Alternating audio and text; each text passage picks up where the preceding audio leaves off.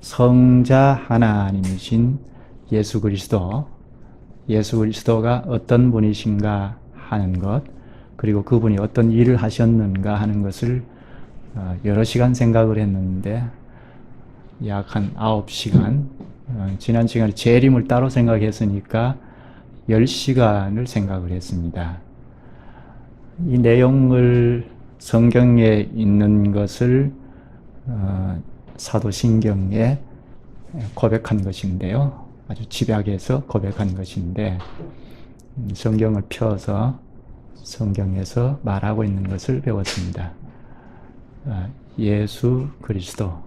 예수라는 그 칭호만 이야기하더라도 우리의 자기 백성을 죄에서 구원하신다는 뜻이니까 우리를 죄에서 구원하신다 하는 것을 우리가 생각할 수 있고, 그리스도라는 것도 삼직을 겸비한 직분자라는 것인데 우리도 그리스도에게 붙여주셔서 그리스도인으로 직분자로 살도록 하셨다는 것을 알 수 있습니다.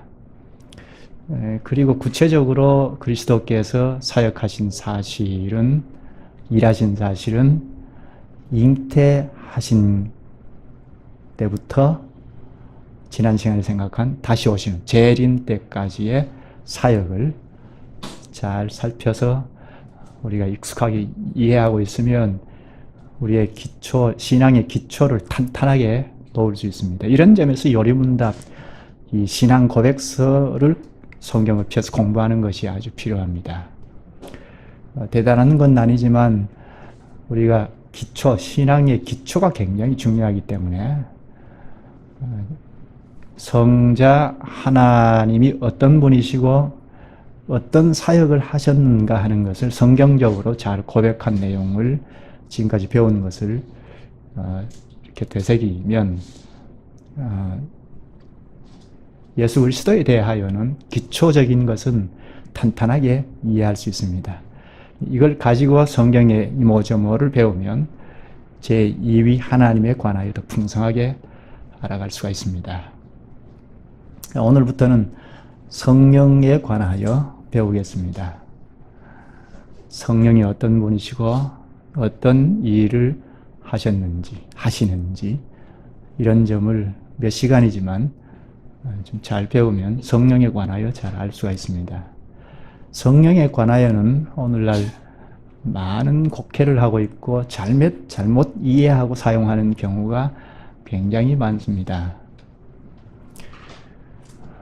성령께서 하나님이시라는 것을 생각하기는 하지만, 그러나 성령께서 어떤 일을 하시는가, 사역하는 측면에서는 굉장히 성경과 동떨어진 것을 추구하고 사용하는 경우가 굉장히 많이 있습니다.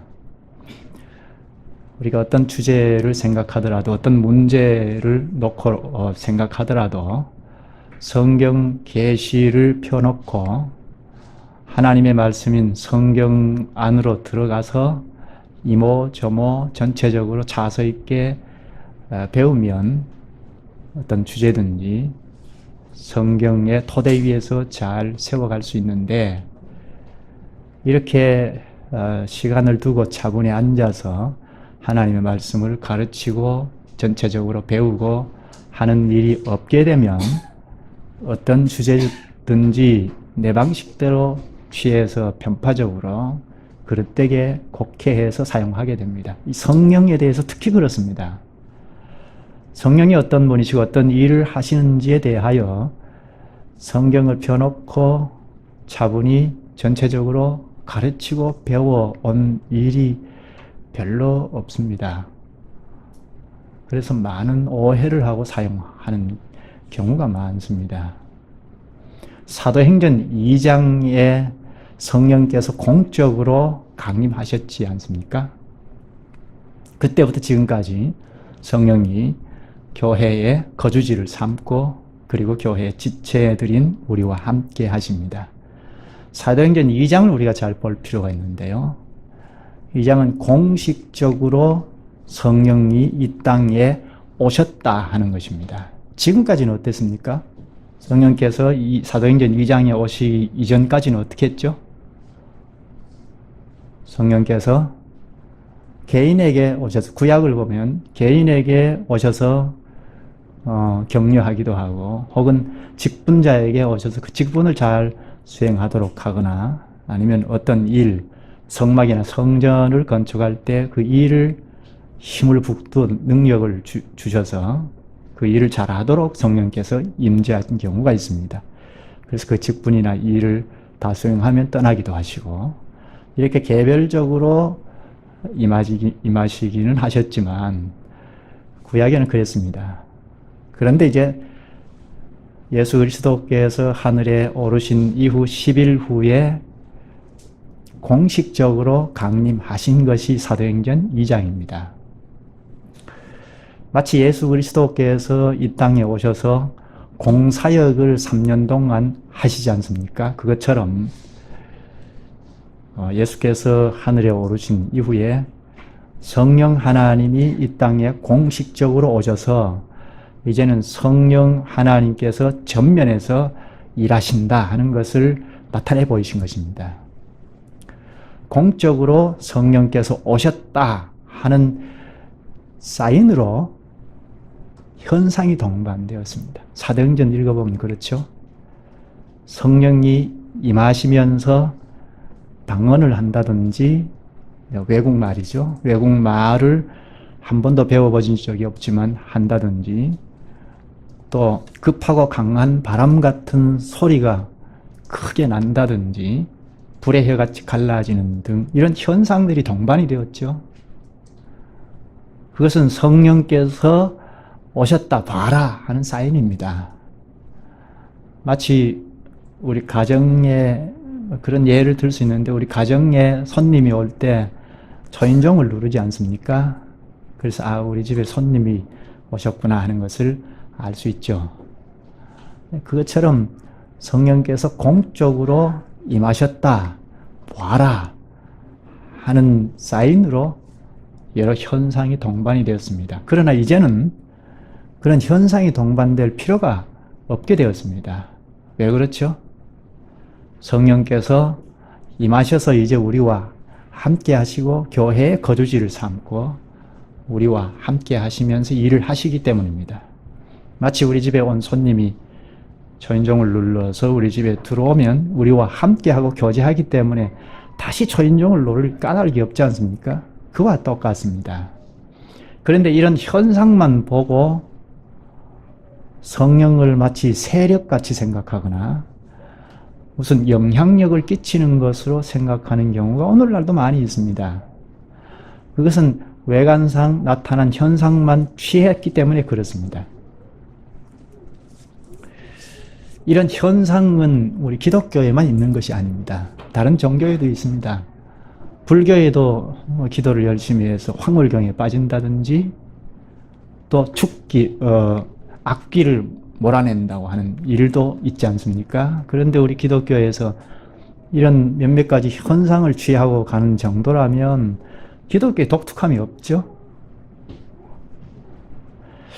그런데 왜 이럴까? 이렇게 교회가 많은 신자들이 이런 현상을 몇몇 가지 현상을 취해서 나갈까? 이것은 다 개인적인 경험을 토대로 하기 때문입니다.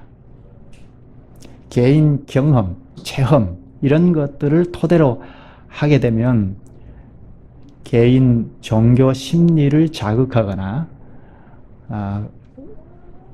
무슨 운동을 벌여서 어떤 신비한 것을 쫓을 수 있습니다. 혹은 그렇지 않더라도 무슨 힘을 공급받는 것을 성령의 역사로 생각할 수가 있습니다.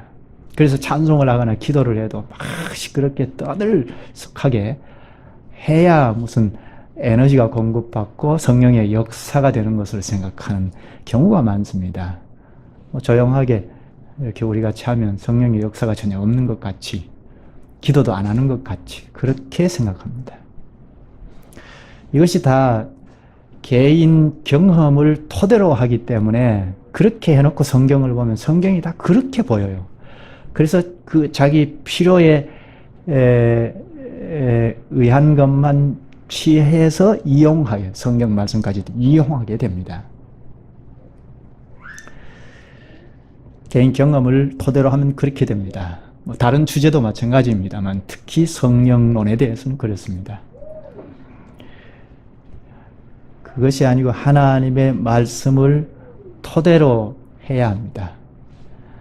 물론 하나님의 말씀을 부분적으로 편협되이 편파적으로 이해해서는 곤란하고 말씀을 전체적으로 자꾸자꾸 폭넓게 깨달아가는 데서 성령론 하나도 잘 취할 수가 있습니다. 우리가 차서 있게 전체적으로 잘 배우면 성령론을 바로 가질 수 있게 됩니다. 우리가 지금 배우는 사도신조, 이것도 성경에 있는 것을 아주 요약을 해서 일목요연하게 고백한 것이기 때문에 이것도 우리가 신앙의 기초를 세우는 데는 유익합니다. 사도신경의 고백의 내용은 성령 하나님과 우리의 성화와 관련하여 5가지 주제로 고백을 합니다. 무엇이죠? 성령을 믿사오며 하고 거룩한 공회와 교회를 말하는데요. 거룩한 공회와 성도가 서로 교통하는 것과 죄를 사하여 주시는 것과 몸이 다시 사는 것과 영원히 사는 것을 믿사옵나이다. 아멘. 이렇게 고백하죠. 간단한 고백인데 성경에 있는 것을 아주 집약해서 고백하는 것입니다. 성령 하나님과 우리의 성화에 관하여, 그러니까 성령이 하시는 일을 고백한 것인데 거룩한 공회와 교회를 말합니다. 거룩한 교회, 이것도 성령의 사역과 관련된 것입니다. 그리고 성도의 교통, 성도의 교통도 성령의 사역과 우리의 성화와 관련된 것입니다. 그리고 죄를 사하여 주시는 것, 죄사함, 이것도 성령의 사역과 관련된 것이고, 그리고 부활, 다시 사는 것, 우리 장래 부활도 성령의 일과 관련되어 있고, 영원히 사는 것을 믿사옵나이다는 영생도 마찬가지입니다. 성경을 토대로 하여, 개인 경험을 토대로 하여 이렇게 고백한 것이 아니고 성경을 토대로 하여 고백한 내용입니다. 그러므로 이 사도신경의 내용을 성경 말씀으로 들어가서 잘 배우면 성령론을 바르게 가질 수 있습니다. 기본적인 성령론은 잘 가질 수가 있습니다. 오늘 53문은 성령 하나님이 어떤 분이신가 하는 것과 그리고 어떤 일을 하시는가 하는 것을 간단하게 고백을 합니다. 같이 볼까요? 성신께 관하여 당신은 무엇을 믿습니까? 다 같이. 첫째, 성신은 성부와 성자와 함께 참되고 영원한 하나님이십니다. 둘째, 그분은 또한 나에게도 주어져서 나로 하여금 참된 믿음으로 그리스도와 그의 모든 은덕에 참여하게 하며 나를 위로하고 영원히 나와 함께 하십니다. 먼저 첫째는 성신, 그분이 누구신가 하는 것을 고백하죠. 성신은 성부와 성자와 함께 참되고 영원한 하나님이십니다. 성신이 성부와 성자 하나님과 함께 동등한 하나님이시라는 것인데요. 먼저 여기 용어 설명이 좀 필요합니다. 성신, 우리 교회는 성신이라는 말과 성령이라는 말을 번갈아 가면서 씁니다. 우리 성경 개역판에는 구약은 성신이라고 번역을 했고 신약은 성령이라고 번역을 했습니다. 지금 개역 개정은 구약에 있는 성신을 성령으로 다 고쳐서 번역을 했는데요. 왜 이렇게 했는지는 잘 알 수 없습니다. 신자가 귀신 신자라서 이렇게 번역한 것 같기도 하고 정확하게 잘 알 수는 없습니다. 그런데 우리가 쓰는 신자가 귀신 신자가 아니랍니다. 한번 학자에게 잠깐 배운 적이 있는데요. 설문해자라는 책이 있는데 이것은 한자의 근원을 밝힌 책입니다. 중국의 허신이라는 학자가 주후 100년에 쓴 책인데요. 한자의 근원을 밝힌 대표적인 책이라서 지금까지도 학자들이 이 책을 가지고 논하지 않으면 안 될 정도로 권위가 있는 책이랍니다. 이 책에 신자를 풀이하기를 천신이라고 하고, 하늘의 신이란 말이죠. 하늘의 신이 만물을 이끌어낸 분이라고 합니다. 이 신이 어떤 분인가 하면 하늘의 신인데 만물을 이끌어낸 분이라는 것입니다. 하늘의 신인데 만물을 이끌어낸 분이라면 천지를 창조하신 하나님밖에 더 있지 않죠? 그렇다면 이 신은 하나님 신이 맞죠? 귀신 신은 따로 있습니다. 하나님의 신인데 어떻게 우리나라에는 귀신 신자로 들어왔는지는 알 수 없는데요. 하나님의 신이라면 우리가 성신이라고 하는 것이 더 맞죠? 성령보다는 성신이 더 적합합니다. 성령, 영이라고 할 때 또 하나는 우리 사람과 구분이 잘 안 되죠. 사람과 구별된 분이신데 하나님은. 그런데 영이라고 하면 사람도 영혼이라고 하지 않습니까?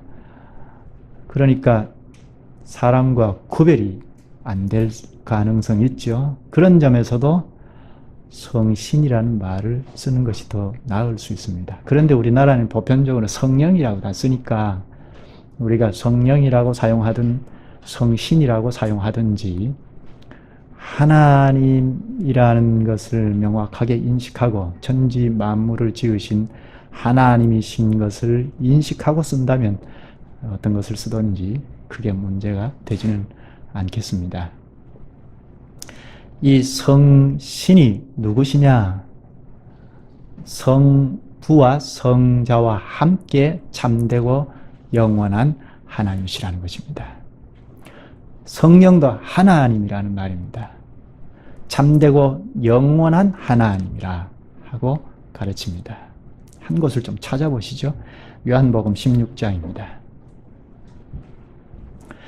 성령께서 어떤 분이신가? 하나님이다 하는 것을 생각하는데요. 요한복음 16장은 예수님께서 잡혀가시기 전날 밤에 하신 말씀입니다. 여기 성령을 앞으로 보내실 것이라는 약속을 하시면서 성령이 어떤 분인지를 가르치는데요. 요한복음 16장을 찾으셨으면 13, 14절을 보십시다. 그러나 진리의 성령이 오시면 그가 너희를 모든 진리 가운데로 인도하시리니 그가 스스로 말하지 않고 성령께서 자의적으로 일하시지 않는다는 건데요. 오직 들은 것을 말하며 장래 일을 너희에게 알리시리라. 성령께서 일하실 때 하나님이신데 스스로 자의적으로 하시지 않고 그리스도께서 하신 일을 우리에게 가르쳐 주시고 하시는 분이신데요. 여기 장래 일을 알리시리라 하죠. 여기 장래 일은 어떤 것입니까? 우리가 익히 알고 있는 내용인데 지금 처음 공부하시는 분들은 생소할 수도 있고요. 장래 일이 어떤 일입니까? 예수님께서 장래 일이라고 하셨는데 저 먼 미래의 일이 아니고 물론 그것도 포함될 수 있습니다. 그런데 여기서 장래 일은 곧 이제 십자가에 죽으시는 일입니다. 그리고 부활도 포함이 되겠죠.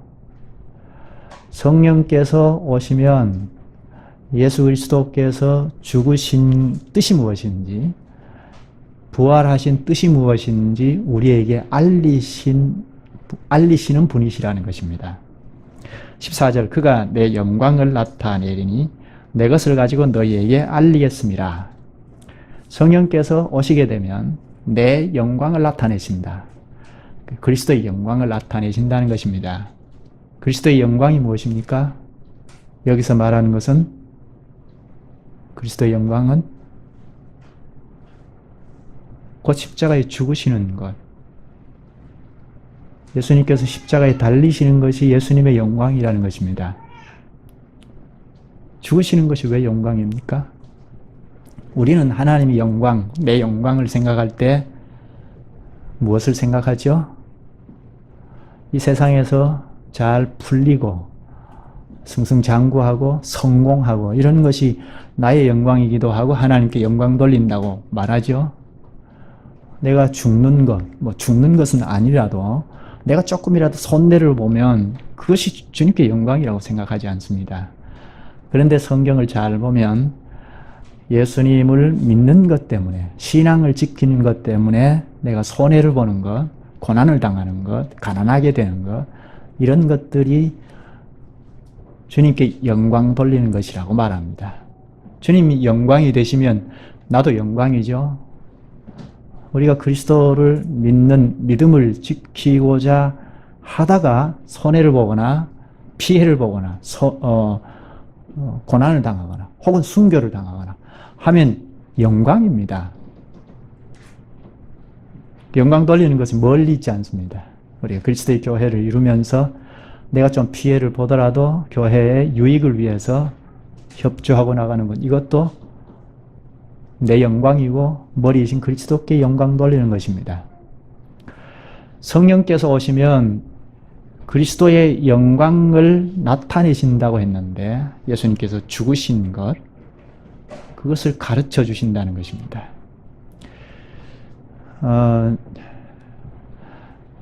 성부 하나님께서 뜻하신 것, 영광을 받으시는 일, 또 당신의 뜻이 이루어지는 것, 그것이 무엇일까요?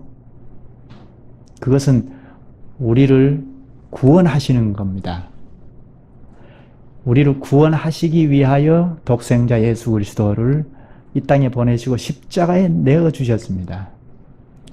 그리스도께서 그것을 잘 아시고 십자가에 죽으심으로 아버지의 하나님의 뜻을 다 이루셨습니다. 그러니까 영광입니다. 그런데 성령께서 오셔서 그리스도께서 성부 하나님의 뜻을 다 이루셔서 영광을 나타내신 것을 우리에게 가르쳐 주신다고 합니다.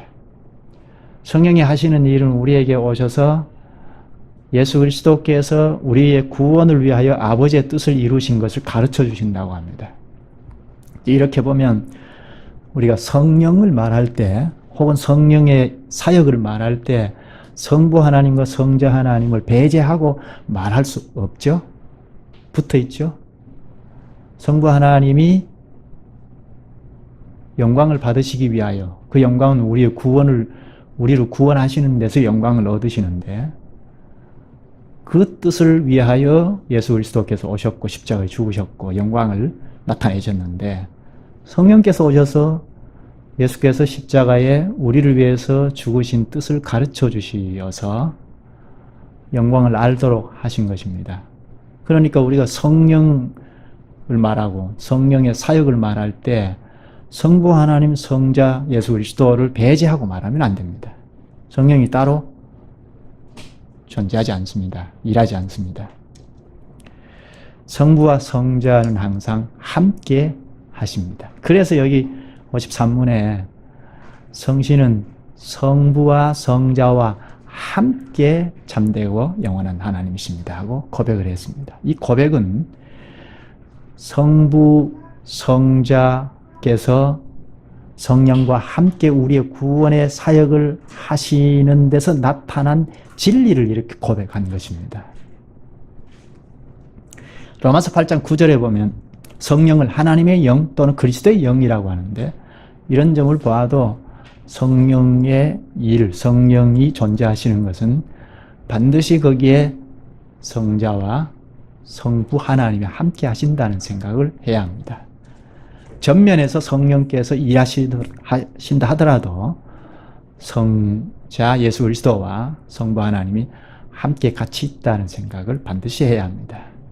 여기 성령께서 53문의 둘째, 그분은 또한 나에게도 주어져서 합니다.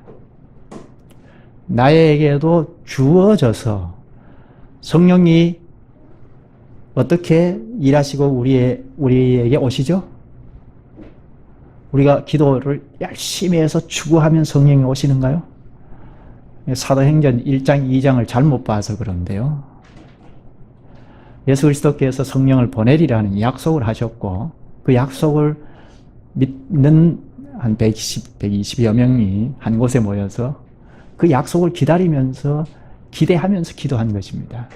그러니까 기도하니까 성령이 오신 것이 아니고 예수 그리스도께서 약속하신 것을 지키고 기다리고 있는 그들에게 성령을 보내리라는 약속을 지키셔서 오신 것입니다. 그런 뜻에서 여기 나에게도 주어졌다고 합니다. 우리가 막 추구하면 성령을 취하는 것이 아니고 성령 하나님께서 우리에게 오시는 겁니다. 주어지는 것입니다. 사도행전 8장에 보면 시몬이라는 사람이 사도들이 와서 기도하니까 성령이 임하는 것을 보고 그 능력을 보고는 나도 저렇게 능력을 행할 수 있도록 해달라고 돈을 주고 사려고 했습니다. 우리 직접 한번 찾아볼까요? 사도행전 8장입니다. 성령께서 나에게 주어지는 것인데 여기 사도행전 8장에 시몬이라는 사람은 돈을 주고 취할 수 있다고 생각한 것입니다. 8장을 찾으셨으면 14절부터 볼까요? 예루살렘에 있는 사도들이 사마리아도 하나님의 말씀을 받았다함을 듣고 베드로와 요한을 보내매 사마리아 사람들에게 복음을 전했는데 그런데 이 사람들도 하나님의 말씀을 받아들였습니다. 이 소식이 예루살렘 교회에 전해졌는데 그래서 사도들을 파송했습니다. 베드로와 요한을 보내매 15절에 그들이 내려가서 그들을 위하여 성령 받기를 기도하니 16절에 이는 아직 한 사람에게도 성령 내리신 일이 없고 오직 주 예수의 이름으로 세례만 받을 뿐이더라. 17절에 이에 두 사도가 그들에게 안수하며 성령을 받는지라. 사도들이 기도하고 손을 얹으니까 성령이 임했습니다. 성령이 임했는지 임하지 않았는지 우리는 잘 모르지 않습니까? 그런데 이때는 아마 현상이 동반되었던 것 같습니다. 그래서 이것을 보고 시몬이라는 사람이 돈을 주면서 나도 저런 권능을 행할 수 있도록 해달라고 돈으로 취할 수 있다고 생각한 것입니다. 18절에 나오죠. 시몬이 사도들의 안수로 성령 받는 것을 보고 돈을 들여 이르되 이 권능을 내게도 주어 누구든지 내가 안수하는 사람은 성령을 받게 하여 주소서 하니 성령을 마치 무슨 세력이나 돈을 주고 취할 수 있는 것으로 생각한 것입니다. 오시는 분이죠. 주어지는 분입니다. 그런데 취할 수 있다고 생각한 것입니다. 아마 시몬이 성령이 하나님인 줄은 생각하지 못했던 것 같습니다. 그런데 베드로가 너 잘 몰랐으니까 괜찮다고 넘어가지 않고 그 다음 보면 20절에 보면 베드로가 이르되 내가 하나님의 선물을 돈 주고 살 줄로 생각하였으니 내 은과 내가 함께 망할지어다. 20절에는 너의 이 악함을 회개하고 주께 기도하라 했고 23절에는 악독이 가득하며 불의에 매인바 되었도다 합니다. 시몬은 잘 모르고 한 것일지라도 그냥 넘어가지 않고 그 행위가 결국 물질과 함께 망하게 되었다고 합니다. 악독과 불의에 매인바 되었다고 합니다. 우리가 성령을 잘 몰라서 이렇게 저렇게 취하거나 사용하게 되면 몰랐으니까 죄가 아니고 이런 악독한 행위가 됩니다. 망할 수 있습니다. 이 시몬이라는 사람이 시몬이 성직매매라는 말이 여기서 나왔습니다. 성령을 잘 모르고 행하면 결국 성직을 매매하는 일까지 벌어집니다. 오늘날 그렇죠? 장로가 되는 사람에게 얼마, 권사가 되는 사람에게 얼마 이렇게 하는 것은 성직 매매와 비슷하죠. 의도는 선한 의도를 가지고 했다 하더라도 교회는 성령이 주장하셔서 하시는 일인데 직분도 성령의 역사로 말미암아 주어지는 것인데 이렇게 돈을 주고받고 한다는 것은 매매이죠. 성령을 잘 몰라서 성령 하나님을 인식하지 않기 때문에 보이는 사람들만 보기 때문에 그렇습니다. 여기 53문을 잘 볼 필요가 있는데요. 둘째, 그분은 또한 나에게도 주어져서 또한 나에게도 주어져서 이 말이 무슨 말입니까? 또한 나에게도 주어졌다. 그렇다면 전에 주어졌다는 거죠. 누구에게 주어졌다는 말입니다. 이것은 사도행전 2장을 잘 보면 교회에 성령이 주어졌습니다. 강림했죠. 최초에 그리스도께서 성령을 먼저 예루살렘 교회를 형성할 자들에게 주어졌습니다. 오순절날 성령이 예루살렘 교회에 강림했는데요. 이때 예루살렘 교회를 형성할 몇몇 분들에게 강림한 것이 아니죠. 믿음이 좋고 기도를 많이 한다고 하는 사람들에게만 강림한 것이 아니고 예루살렘 회중 모두에게 성령이 오셨습니다. 함께 하셨습니다. 오늘날에도 마찬가지죠. 예수 그리스도를 믿음으로 세례를 받으면 그리스도에게 연합이 되는데 그들에게 성령이 다 함께 하십니다. 2차로 무슨 기도를 하든지 해서 받는 것이 아닙니다. 그렇게 가르치는 것은 성경의 토대를 두고 가르치는 것이 아닙니다. 성령께서 최초의 교회에 주어져서 교회를 성령 하나님께서 거처로 삼으셨습니다. 성전으로 삼으셨습니다. 고린도전서 3장 16절에 그러죠. 너희가 하나님의 성전인 것과 하나님의 성령이 너희 안에 계시는 것을 알지 못하느냐. 여기 복수로 너희가 하나님의 성전이라고 합니다. 먼저 생각할 것은 우리가 교회를 말합니다. 그리스도의 지체들의 연합체, 여기에 성령이 함께 하신다는 겁니다. 그게 지체로 있는 우리 각인들에게도 성령이 함께 하십니다. 따라서 성령께서 거하시는 교회를 빼놓고 개인적으로 성령을 받는 일은 없습니다. 그래서 여기 또한 나에게도 주어졌다고 고백을 하는 것입니다. 이건 중요한 고백이죠. 개체로, 개인주의로 성령을 받는 일이 없습니다. 교회를 배제하면 성령을 받을 수가 없습니다. 성령을 우리가 받거나 또는 성령을 잘 알 수 있으려면 그리스도와 연합한 교회에 참여하여 교회는 가르치는 성경 말씀을 가르치니까 하나님 말씀을 가르치니까 교회에 참여해야 성령을 잘 알 수가 있습니다. 교회를 떠나서는 성령을 제대로 알 수 없습니다. 성령은 성자께서 하신 진리의 말씀을 쓰셔서 깨닫게 하시기 때문입니다. 교회에서 가르치는 하나님의 말씀을 제쳐놓고 성령을 바로 알 수 없습니다. 53문 그 다음을 보면 성령께서 나를 그리스도와 그의 모든 은덕에 참여하게 합니다. 나로 하여금 참된 믿음으로 그리스도와 그의 모든 은덕에 참여하게 하며 하죠. 이것은 그리스도와 연합한 데서 나온 말씀입니다. 잠깐 찾아볼까요? 에베소서 3장입니다.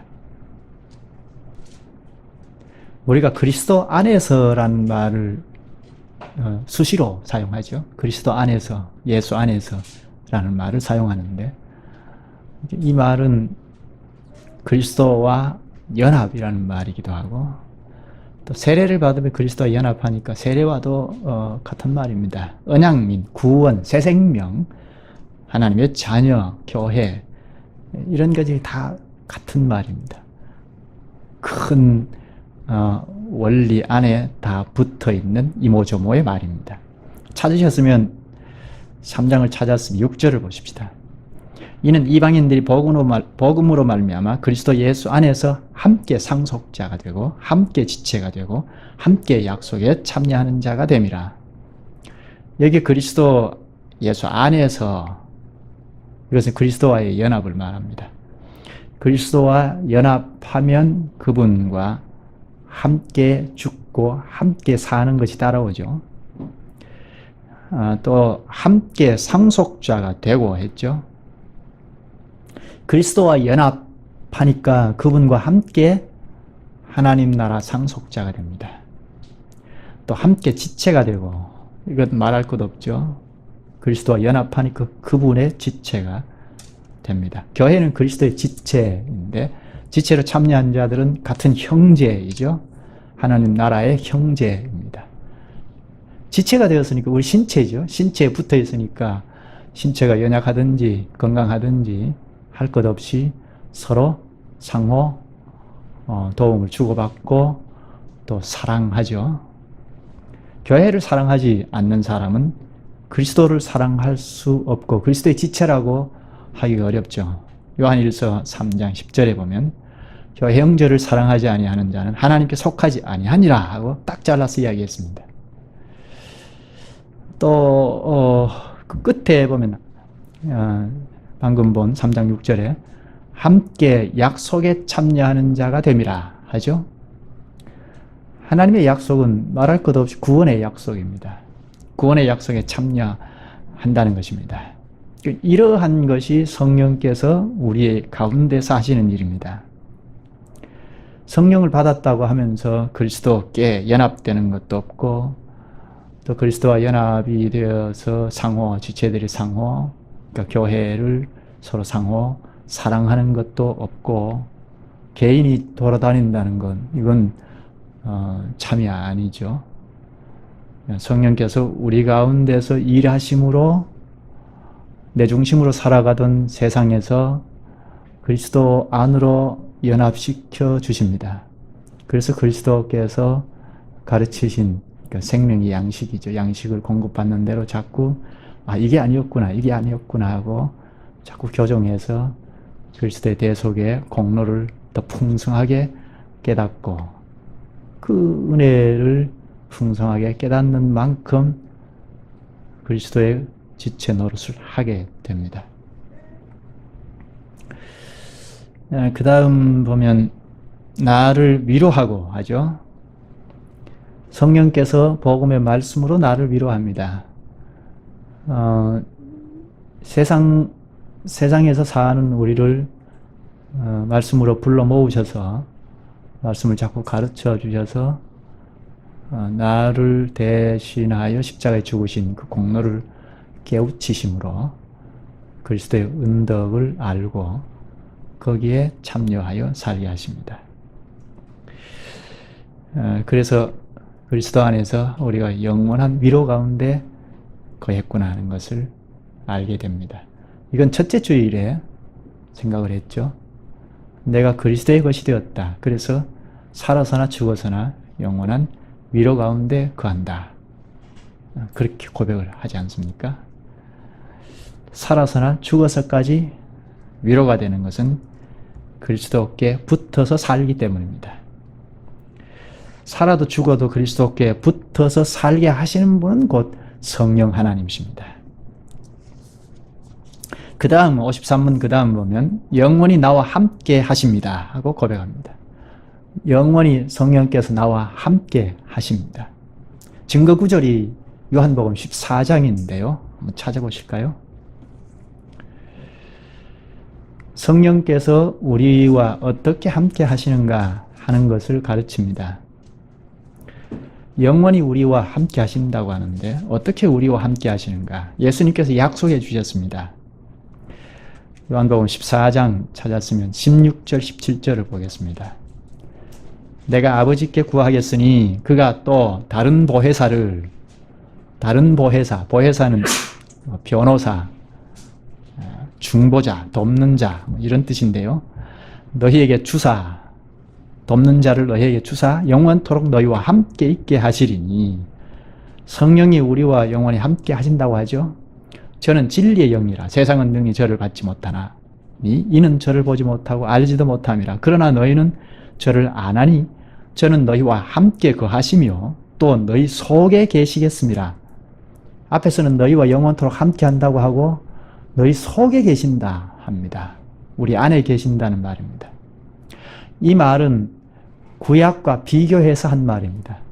구약시대 때는 성령께서 개별적으로 오시기도 하시고 가시기도 하시고 왔다가 떠나시고 그러셨는데 그에 비교해서 신약시대에는 이제 성령께서 우리 속에 계신다고 합니다.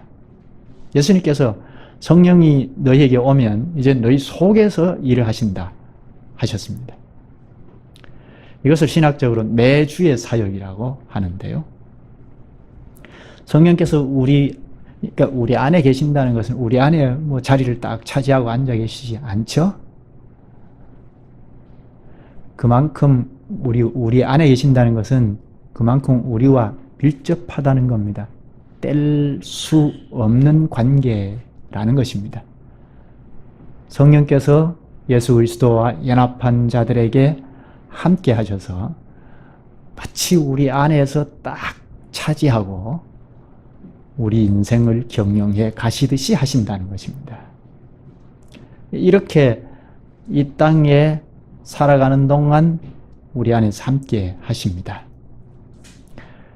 눈물골짜기와 같은 이 세상을 걸어가는 우리와 함께 하셔서 위로하시고 격려하시고 또 그릇된 길로 가면 바로 잡아주시고 지적하시고 깨우치시고 책망도 하시고 이렇게 우리와 함께 하시고 그리고 죽음의 관문을 통과할 때도 함께 하시고 그리고 부활할 때도 함께 하시고 영원히 함께 하시는 분이 성령입니다. 기도하시죠. 자비하신 주님,